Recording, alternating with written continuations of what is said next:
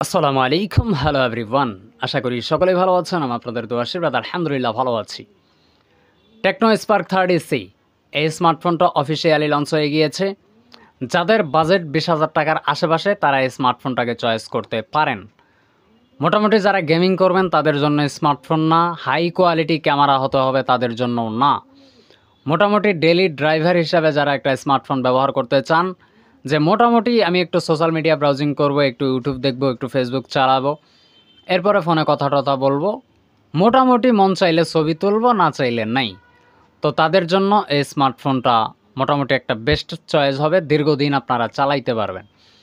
তো Tecno Spark 30C এই স্মার্টফোনটা রেডমির যে 14C সিরিজটা আছে, 40C, ওইটাকে মূলত টেক্কা দেওয়ার জন্য আসছে। তো এটাতে বিশেষ কিছু স্পেশাল দিক আছে এবং কিছু খারাপ দিকও আছে। তো বিস্তারিত জানানোর চেষ্টা করব। আমরা প্রথমেই ডিজাইন এবং বিল্ড কোয়ালিটি নিয়ে কথা বলতে চাই। এই স্মার্টফোনটার ডিজাইন এবং বিল্ড কোয়ালিটি যথেষ্ট সুন্দর।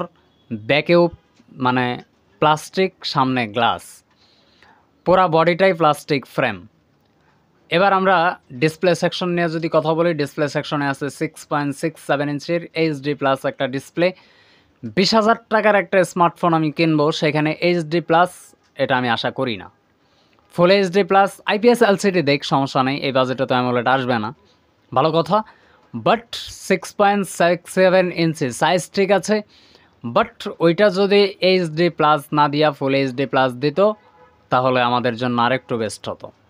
120 হার্জ রিফ্রেশ রেট আছে, ধরনের প্রোটেকশন এখানে ব্যবহার করা হয় নাই।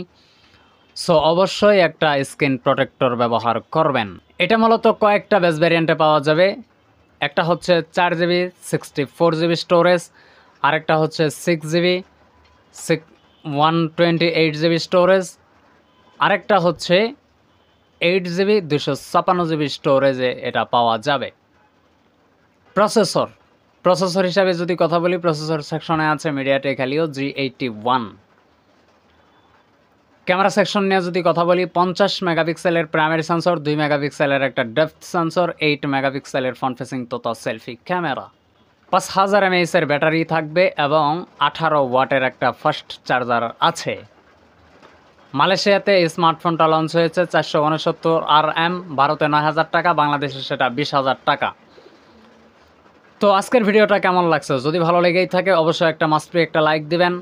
দেখা হচ্ছে আশরাফ জনের ব্র্যান্ড নিউ কোনো নতুন ভিডিওতে, আরও ইন্টারেস্টিং নতুন ভিডিওতে।